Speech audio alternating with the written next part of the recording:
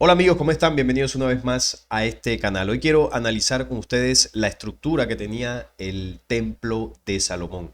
¿Cómo era por dentro? Bueno, o al menos los datos históricos que se tienen de cómo era este templo, cómo era cada parte de él y para qué era lo que se hacía. Vamos a hacer un viaje histórico para entender un poco la estructura interna de este lugar, de este templo, del Elohim, del falso Dios que eligió al pueblo hebreo. Aquí vemos algunas de las representaciones de las imágenes que hay sobre ese primer templo. También hay imágenes del segundo templo. El segundo templo tuvo una ampliación, era grandísimo, sobre todo lo que lo rodeaba. El edificio central sí era bastante semejante al de Salomón, más o menos, pero sí que tenían diferencias. También vamos a mencionar cómo estaba configurado el segundo templo, pero principalmente nos vamos a dedicar al primer templo de Salomón. El templo, propiamente dicho, según la descripción de la Biblia, era un edificio orientado sobre un eje longitudinal de dirección este a oeste.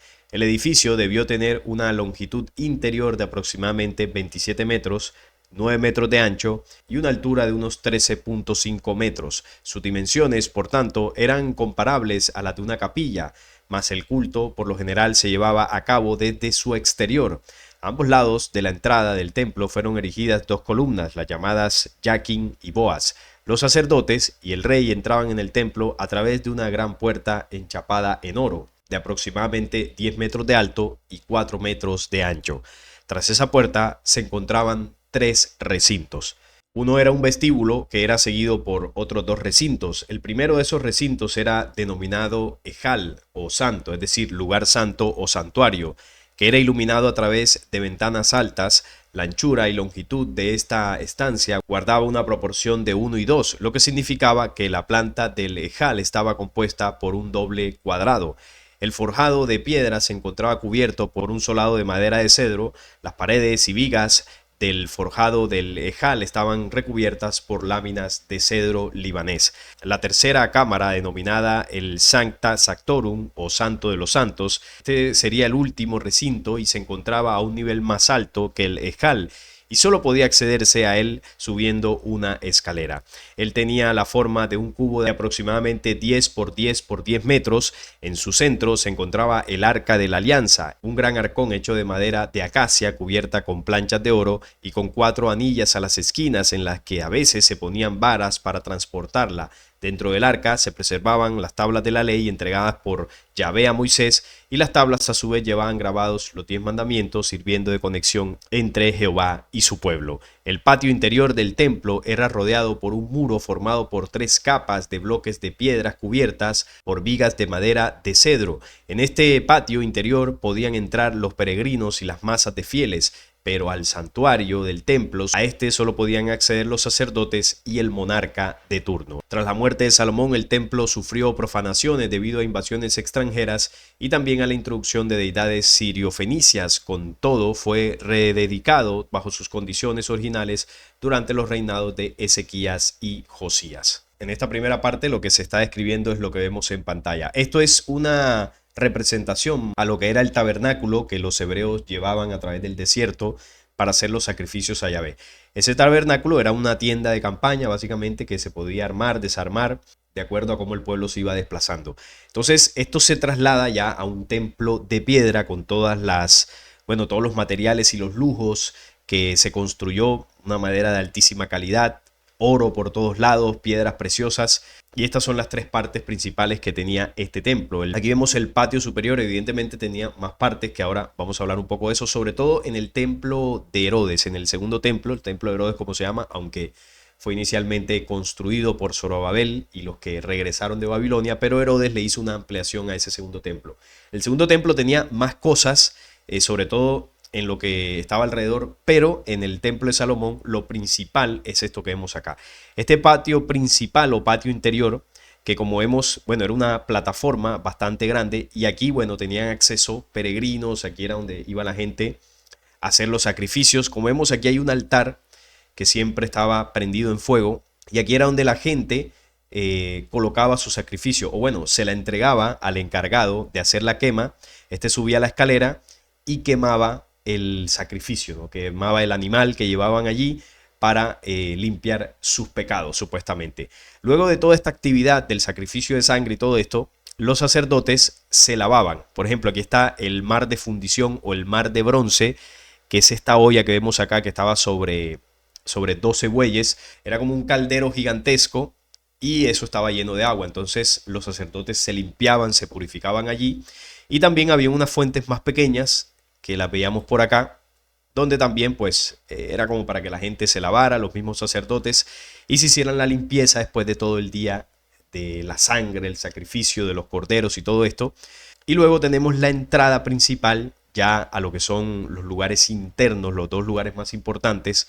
Esta entrada era gigantesca, de 10 metros de alto por 4 de ancho, de oro, las puertas, bueno, todo un lujo.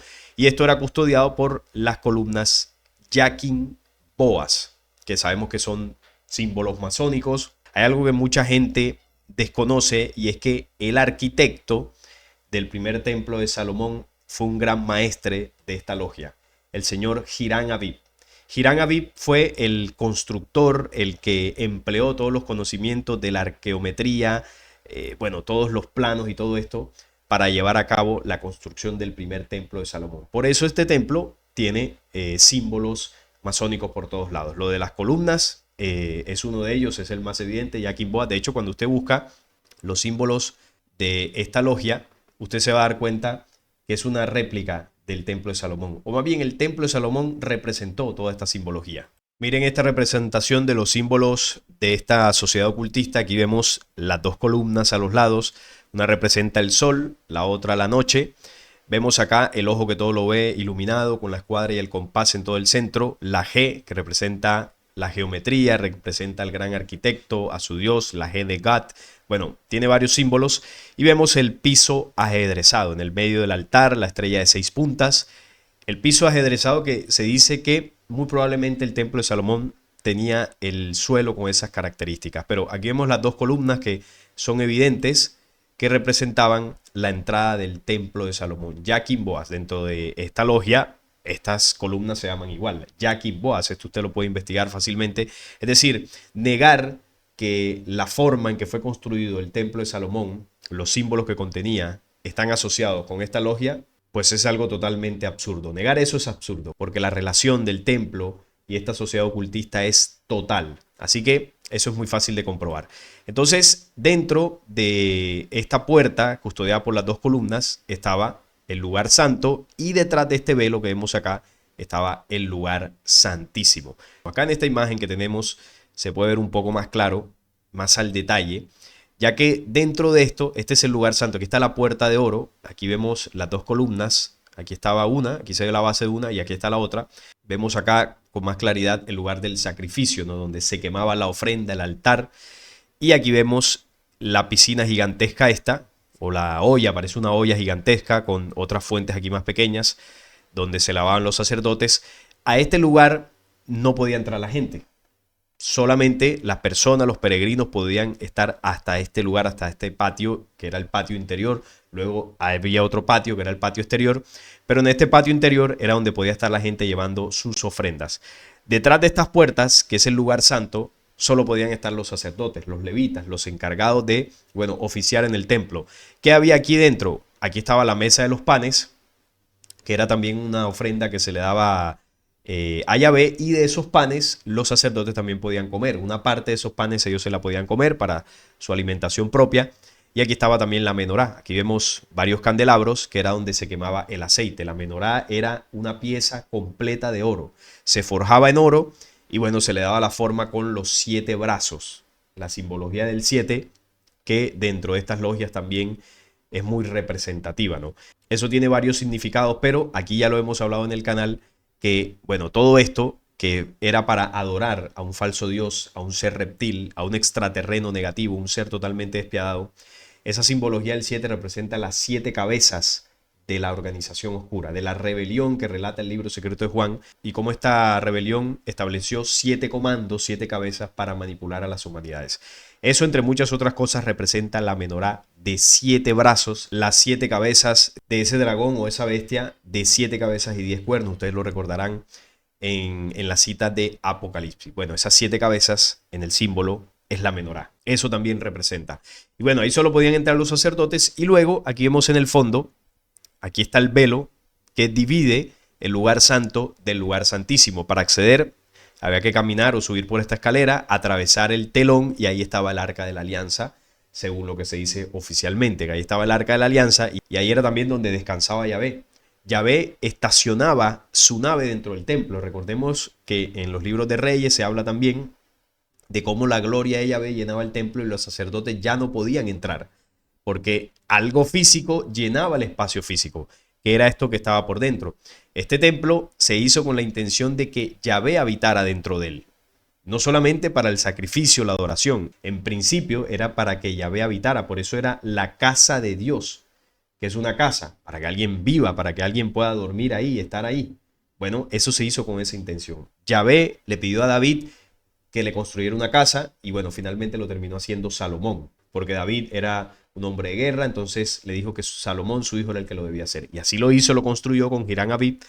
Y Yahvé hubo un tiempo donde habitó dentro del templo, o en algunos momentos estaba ahí. Entonces, por eso el tamaño de las paredes, de las puertas, que eran grandísimos, porque recuerden que los Elohim tenían una altura promedio mucho más grande que la de un ser humano. Y también por el aparato, la nave, que debía tener un espacio adecuado para poder estar ahí. Entonces, eso era el principio del templo y sumado a eso estaba la adoración, que luego cuando Yahvé ya terminó su presencia física por diversos motivos, no pudo continuar manifestándose físicamente en medio del pueblo, pues ese templo quedó solamente como lugar de adoración. Entonces ya detrás del telón solo estaba el arca de la alianza. A ese lugar no podían entrar todos los sacerdotes, solamente podía entrar el sumo sacerdote del templo, era el único que podía entrar ahí y bueno, hacer su ritual. Si no estoy mal, entraba, no sé si era una vez al año, creo recordar que es una vez al año, o bueno, pocas veces entraba el sumo sacerdote, que era el único que podía hacerlo, entraba a ese lugar. Yo hace poco también saqué un video mostrándoles la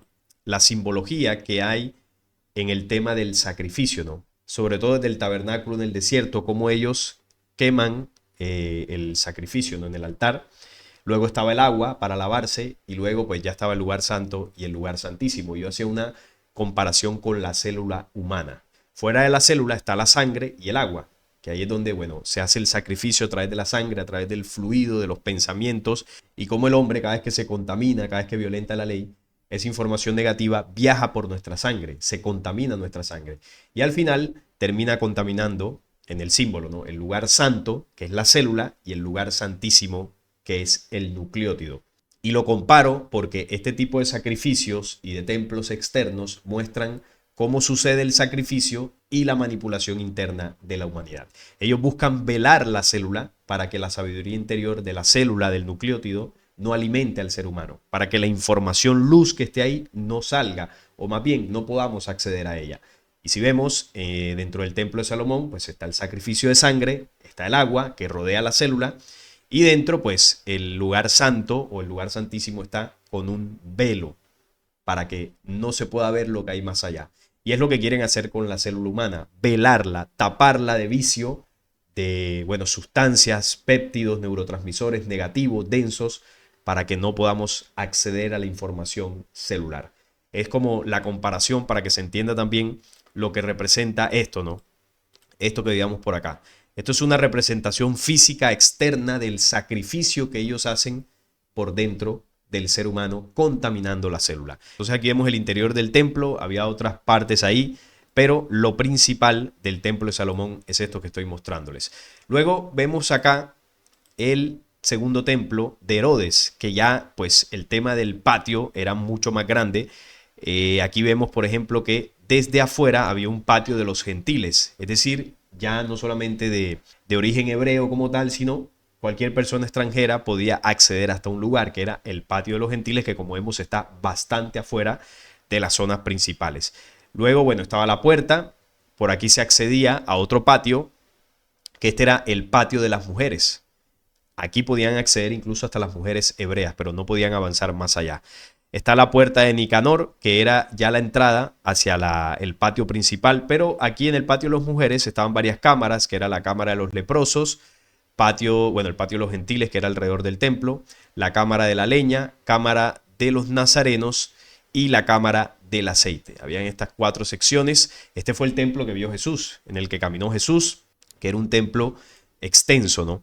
Luego, después de la puerta de Nicanor, y vemos que también alrededor hay varias puertas: puerta del agua, puerta de los primogénitos, puerta de la leña, varias puertas que rodeaban las murallas del templo. Cuando se entraba por la puerta de Nicanor, entonces ya estaba el patio principal, que vendría siendo este que veíamos acá, del primer templo de Salomón. Este es el patio principal. En el templo de Herodes estaba aquí también, con las fuentes, el altar del sacrificio, y estaba el edificio principal donde se entraba por la misma puerta de oro, las 2 columnas para entrar al lugar santo, que es este que está acá, donde está la menorá, la mesa de los panes, y luego para poder entrar al lugar santísimo, que era donde estaba el velo, y dentro el arca de la alianza, aunque ya en este templo no estaba el arca de la alianza, era en el primer templo, pero sin embargo este templo también tenía ahí su lugar santísimo. Tenía el velo que dividía un lugar de otro, que es el mismo velo que cuando muere Jesús, el velo se rompe. Miren lo que dice en Mateo 27, 50, 51. Mas Jesús, habiendo otra vez clamado a gran voz, entregó el espíritu. Es cuando ya él muere en la cruz. Y aquí el velo del templo se rasgó en 2, de arriba abajo, y la tierra tembló y las rocas se partieron. Entonces, ¿qué representó ese proceso de la muerte de Jesús? Que ya yo lo he hablado en otros videos. La pasión, muerte y resurrección de Jesús representa lo que le sucede al hombre terrestre en ese proceso de manipulación de estas fuerzas oscuras, cómo el hombre es manipulado, azotado, golpeado y destruido hasta el punto de llevarlo a la muerte. Y que solo a través de la forja de un Cristo interior, solo a través de la vivencia del conocimiento espiritual verdadero, el hombre puede salir de esa manipulación. Y ahí es donde se da un despertar o una resurrección espiritual, o una resurrección mental, espiritual, incluso física del hombre de la tierra. Entonces Jesús representó eso, que bueno, ya en otros videos lo he explicado. Y el tema del templo, miren cómo cuando Jesús muere se rasga el velo. ¿Y cuál era ese velo? El que dividía el lugar santo del lugar santísimo. Y eso lo que representa precisamente es cuando el hombre muere, a ese viejo hombre, y comienza el proceso de resurrección. Los velos celulares se rompen, se quitan, y comenzamos a beber de la fuente original de la memoria luz que está en el nucleótido de la célula. Ese es el pan de vida que habló Jesús, del que el hombre debe alimentarse a diario, cuando dijo: hacer esto en conmemoración mía, comer mi sangre y mi carne. La sangre no es el vino que la iglesia hace en el ritual de la Eucaristía, ni la hostia del pan. No, la sangre y la carne son emociones y pensamientos puros. Cuando el hombre se alimenta de eso todos los días, limpia sus células y puede comer de esa sabiduría interior. Y ahí es donde el velo se rasga por completo. Entonces, eso en el símbolo, para que se entienda, para llevarlo, ¿no?, a nivel celular o a un nivel donde tenga aplicación y lo podamos entender. Eso fue lo que representó ese símbolo del velo rasgado. Y también cómo sale a la luz la manipulación de lo que se esconde detrás del velo del templo. La naturaleza reptil, oscura, de los falsos dioses que se adoraban no solamente en el templo de Jerusalén, sino en muchos templos alrededor del mundo. Los seres negativos, los Elohim, que son los que se hicieron pasar por Dios. Esa es la verdad que sale a la luz, y por eso el velo que no permitía ver, que no nos dejaba ver esa realidad, se rasga cuando el hombre logra entender la denuncia y el mensaje que, bueno, no solamente Jesús, sino muchos otros mensajeros a lo largo de la historia dejaron en este lugar. Así que el símbolo de lo que representa, ¿no?, este templo es precisamente la manipulación del hombre, la adoración a los falsos dioses y el sacrificio de sangre que el hombre hace desde el interno. Pero cuando ya se comprende que estos edificios eran para adorar a falsos dioses, ya el sacrificio comienza a cesar. Y se entiende que la verdadera divinidad está por dentro. No se necesita templos de piedras hechos por manos humanas para adorar a falsos dioses, sino que más bien cuando reconocemos nuestra esencia interior, nuestro poderío interior, esto termina y dejamos de sacrificar nuestra sangre celular, nuestra fuerza interior, a ese programa de manipulación. De esa manera surge un impulso de transformación, y ahí es donde comenzamos a beber de esa fuente de sabiduría interior que comienza a surgir de la célula, del centro de la célula, el verdadero lugar santísimo, ¿no?, por así decirlo, para compararlo con el tema del templo. Así estaba compuesto el templo de Salomón, y eso era lo que se hacía: un ritual de adoración a dioses oscuros, y que vemos que sectas como las masónicas siguen adorando este tipo de simbologías y siguen adorando los mismos dioses, no solamente estas sociedades ocultistas, sino en las religiones a nivel mundial. Estos son los falsos templos. El verdadero templo es el templo del corazón. El templo es vivo, no es un templo de piedra. El templo es el hombre, no poéticamente hablando, no, somos el templo de Dios y suena como poesía, no, es una realidad. ¿Por qué? Porque el espíritu de la vida es el que impulsa la vida de estos cuerpos y de estos espíritus. Ese es el verbo, la chispa de vida, la partícula del creador anima estas creaciones. Y si el creador anima con esa chispa este cuerpo, quiere decir que de esa forma estamos conectados a la creación. Y si la creación habita dentro de nosotros, así sea en una partícula, entonces sí es verdad que nuestro cuerpo es el templo, porque dentro de nosotros habita la deidad. Por eso este cuerpo hay que cuidarlo, no porque nos vaya a castigar Dios, sino que si no lo cuidamos, pues nos enfermamos y la vida la perdemos. Es así de sencillo. Así que si usted quiere adorar realmente a Dios, no necesita ir a templos de piedra o hacer sacrificios. Simplemente cuídese, respete su cuerpo, respete su mente, haga acciones que lo enriquezcan, condúzcase por el camino del bien. Y haciendo eso, usted va a estar más cerca de Dios que aquellos que van todos los domingos a rezar. Esa es la realidad. No es más por este video. Si les gustó, les agradezco un like. Estaré leyendo sus comentarios y nos vemos en un próximo programa.